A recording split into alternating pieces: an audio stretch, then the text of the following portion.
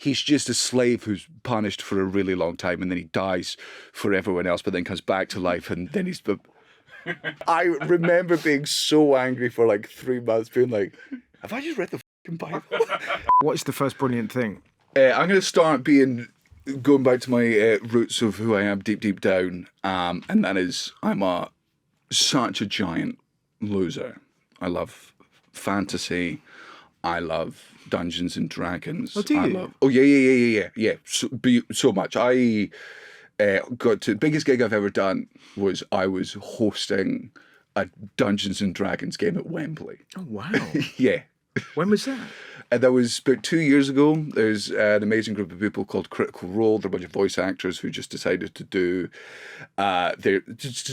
stream their Dungeons and Dragons game that they've been playing for years. They're exceptional, and it blew up over the course of 5 years. They now get like, I think they've got the largest Kickstarter in history. They were like, we're going to turn this D&D campaign into a cartoon. We need like 3 million, and within a day they got, I think, 7.5.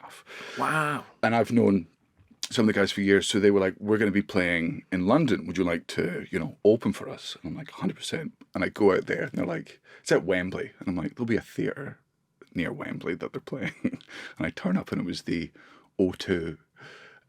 And suddenly dawning on me that the biggest gig I would ever play in my fucking life was for a bunch of... what is that like? Because I often think about, remember them stories of like Billy Connolly supporting Elton John, and obviously Billy Connolly is incredible, but to that audience, yeah, are they expecting you? Do you change your what? I should have changed my stand-up, I think. In the room, I smashed, right? Because I was doing it to a bunch of British D&D fans. Gotcha. Most of the audience kind of like knew who I was. Anyway, I'd been in the news recently that week, so people were like hyper aware of me. And my whole thing was like, I just made fun of them for being fucking nerds. Because I'm a nerd. Yes. Right? But sometimes I present as cool. Game recognised game. Yeah. Sure, but I'm like, just so you know, it's all an act. I'm a big fucking massive loser. Got them on side. The Americans didn't like it because I swear a bunch.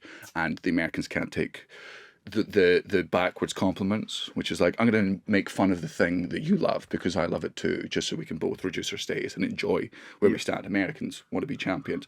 So it didn't go over well in the States, but went really well here. I've always been this person. I love nerdy stuff. So there is an author called Brandon Sanderson. I don't know if you've heard of him. I haven't, no. He is, at the moment, for me, pound for pound, the single greatest fantasy author. It's hard to say of all time, but right now, pound for pound, best writer. He's created a universe where he's written a bunch of books called the Cosmere, and I cannot stop reading it. Like I'm going to say in this series, there's the Mistborn trilogy, which is where I recommend everyone start. The Mistborn trilogy. Okay, yeah. If you think you don't like fantasy, when you think of fantasy, you think of like fucking Lord of the Rings or Game of Thrones and that sort of stuff, and that's sort of off-putting to you, which I kind of get. It's the stuff I love. I love orcs. I love swords. I love magic.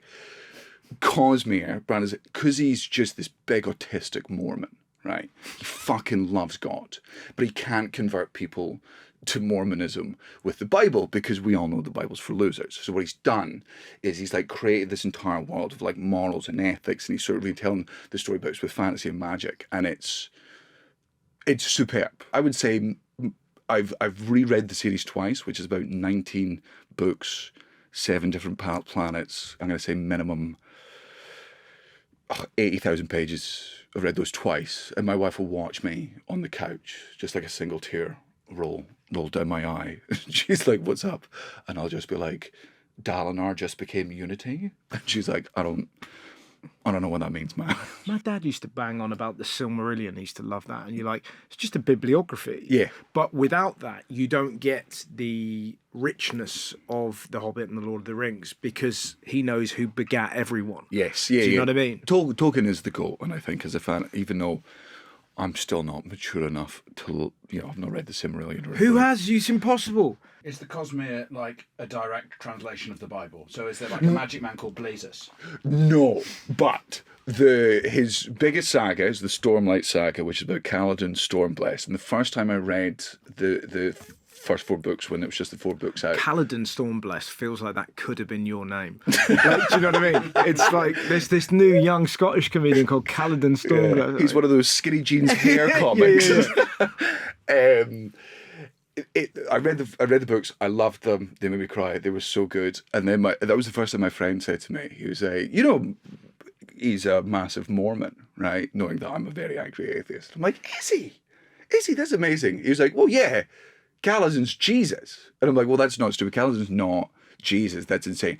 He's just a slave who's punished for a really long time, and then he dies for everyone else, but then comes back to life, and then he's... And then it was like by then.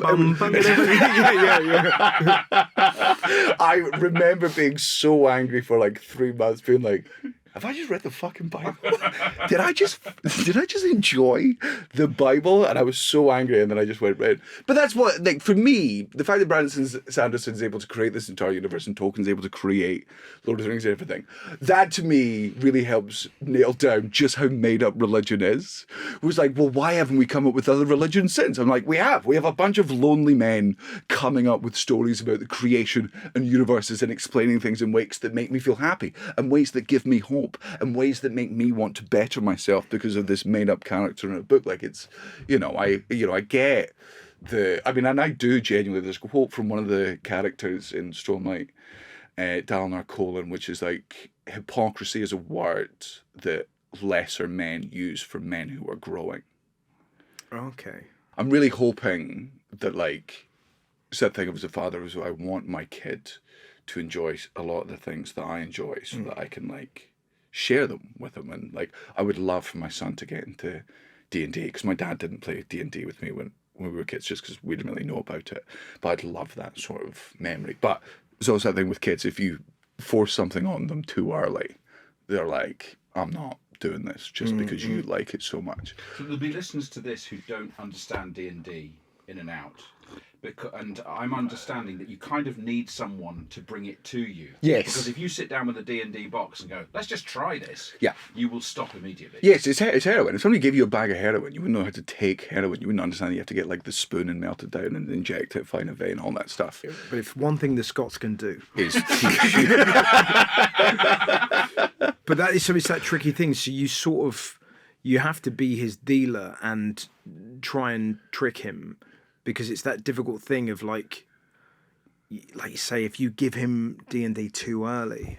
Which it's also... Have you got like a brother? I've got 2 much younger brothers. My brothers are 10, 12 years younger than me. And I managed to get them into D&D. So I've got practice getting... Okay, well, that's interesting. Yeah. And I think it will be easy enough to get them in, because fantasy is always disguised as like it's swords, it's magic, it's killing, it's fucking monarchy or whatever. But the reason I really enjoy fantasy novels is I deep down believe that morality is an inherent thing. I believe there is, I can't define it, but I believe that as human beings, and I say this as an atheist, as someone who doesn't believe in souls or any spiritual stuff, I believe there is such a thing as right and wrong. And I believe that as human beings, we often struggle to do that, and that's to find the difference between those things and get through them. And I think fantasy novels and fantasy games are a really beautiful way of tricking people into doing philosophical problems, of being like, okay, this is right and this is right. Which of those 2 things is more right? And does you acting in this way to get this right outcome affect the goodness of this other thing? But in D&D, you just have to disguise that as, you're all a bunch of anarchists and you love stabbing, barbarians and whatever, but you go out there and it's you disguise the lessons and the difficult choices that people have to make every day in life with boobs and beer and cum and stabbing. What, in D&D there's boobs and beer? Yeah. Oh, but if you're in D&D, the number one thing people want to do because the whole thing is like, we're playing D&D. I'm like, you go into a bar, you're looking for some work to do, you and your comrades. What class is Russ? What class would you like to be? I think you got to offer him up some choices. Okay, you can be a rogue, which is like you're going to be stealthy, stabbing, stealing. Okay, so you're a rogue. You're looking for a bit of work. You understand you're in a refined establishment, but if you talk to the right person, that there could be some underground work available to you. How do you go get that work? How do you find out how to get this seedy underground work in this bar? I guess you look for someone in a long coat, because perverts tend to have like long coats. They do. And say, hey mate, listen, I'm after some kind of and you look like a pervert. Do you know? Is there any skullduggery nearby? And he'll point towards a man in a longer trench coat. and then you get over there, and it's not a long, it's just 3 babies just on top of it. And then the final one is Arsene Wenger and his fucking.